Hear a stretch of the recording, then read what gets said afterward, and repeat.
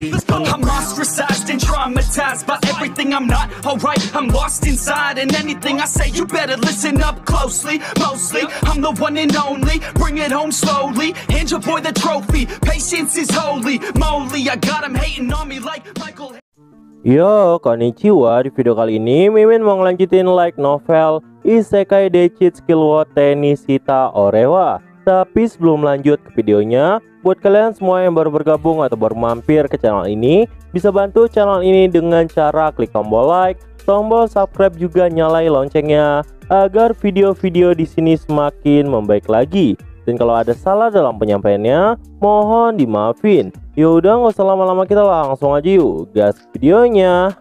Cerita dimulai. Hari turnamen pertandingan bola telah dimulai. Sawada Sensei pun bilang sama semua murid, jika mereka bisa memenangkan pertandingan ini, maka dirinya akan mendapat bonus. Semua murid pun berkata bahwa mereka akan berusaha untuk Sawada Sensei. By the way, di sini ceritanya tuh terlalu panjang banget dan terlalu banyak adegan yang sangat bosenin, bahkan bikin Mimin sampai malas ngerangkumnya. Ya, walau ada beberapa fan service dan sesi Yuya di foto-foto dan ada momen Yuya sama Kori, tapi ceritanya tuh berlipat-lipat, jadi bakalan bosenin banget kalau nanti pembahasannya kita bahas dan habis cuma buat ngebahas itu doang. Soalnya kejadian di luar isekainya terlalu lama di light novelnya. Jadi daripada episode kali ini gak ada yang seru, mending momen santai ini Mimin cepetin aja. Ketika Yuya mengadakan turnamen di sekolahnya, Owen dan yang lain pun juga telah tiba di ibu kota kerajaan. Mereka pun saat itu berniat untuk melaporkan semuanya kepada raja. Lexia pun saat itu menyapa ayahnya dan melihat putrinya yang baik-baik aja. Ayah Lexia pun menjadi senang banget. Nama sang raja adalah Arnold. Arnold pun saat itu minta Lexia untuk beristirahat terlebih dahulu. Dan setelah perginya Lexia untuk istirahat, Arnold pun bertanya pada Owen, kenapa pemuda dari sarang iblis agung gak ikut bersamanya? Apakah semuanya ada hubungannya dengan wanita yang ada di sana? Arnold pun saat itu menunjuk ke arah Luna. Luna pun saat itu jelasin, karena dirinya sebelumnya ingin membunuh Lexia, ini membuat tanggal datangnya Yuya jadi tertunda. Dan Yuya jadi nggak bisa datang sekarang.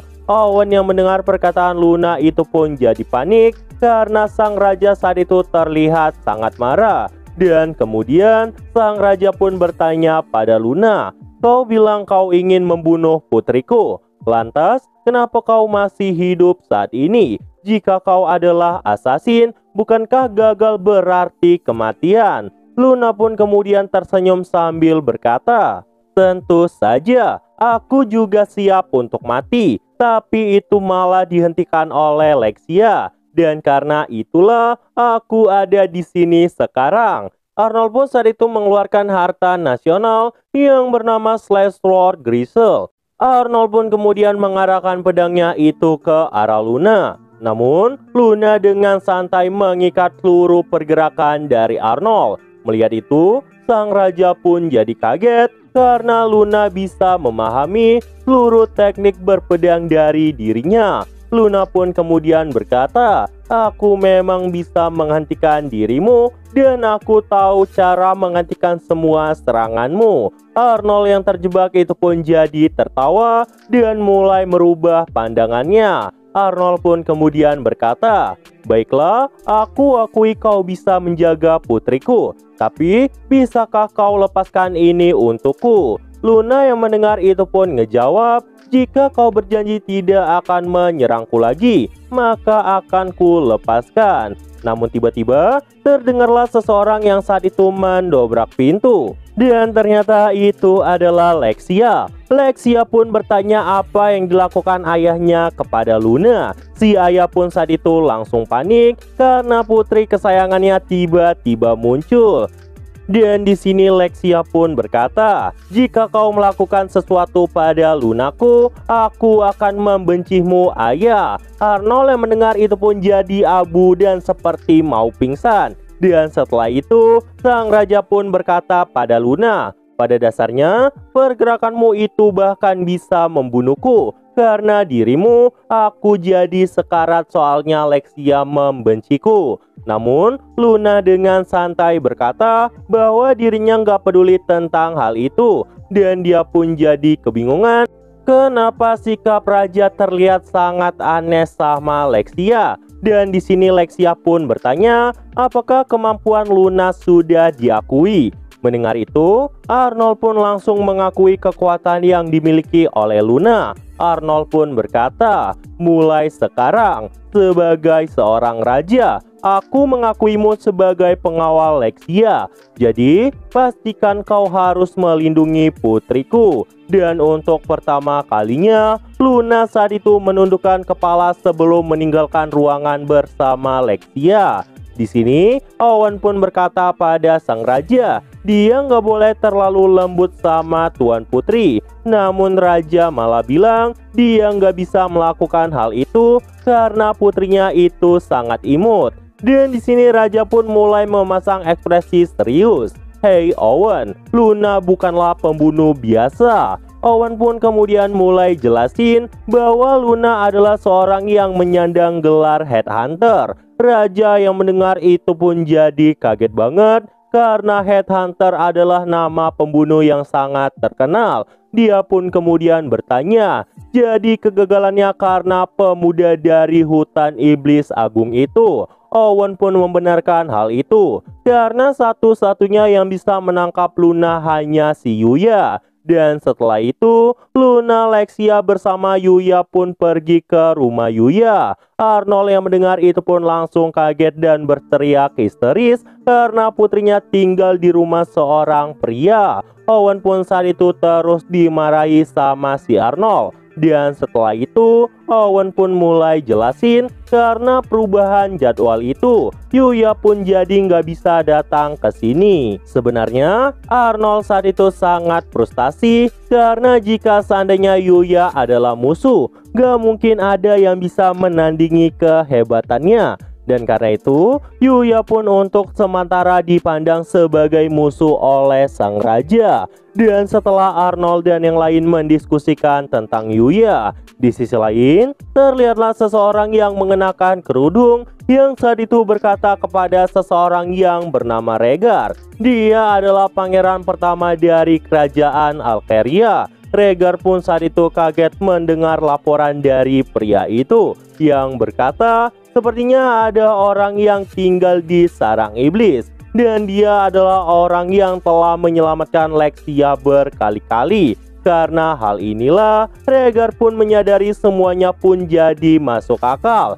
Pantas saja sebelumnya, Lexia bisa selamat dari sarang iblis agung. Namun hal seperti ini masih sulit untuk dipercaya oleh Rhaegar. Namun bawahannya itu pun berkata, raja telah berusaha mengundang orang itu datang ke istana. Bahkan diketahui, orang yang harusnya diminta untuk membunuh Lexia saat ini malah menjadi pengawal Lexia. Rhaegar yang mendengar itu pun jadi marah banget karena dirinya menaruh harapan besar pada headhunter. Dia nggak tahu kenapa headhunter malah melakukan hal itu. Dan parahnya lagi, dengan kemampuannya yang sangat hebat, kenapa dia bisa gagal membunuh Lexia? Namun bawahan Rhaegar itu pun berkata, pembunuhan dari headhunter digagalkan oleh pemuda yang menyelamatkan Lexia.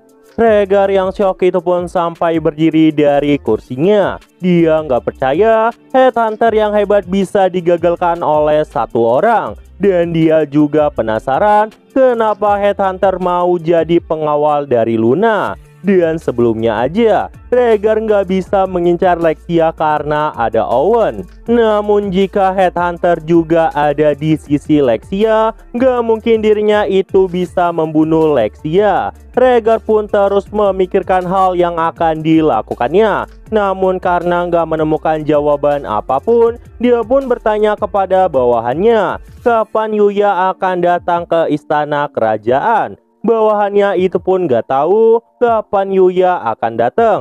Tetapi dia yakin banget bahwa Yuya pasti akan datang nantinya.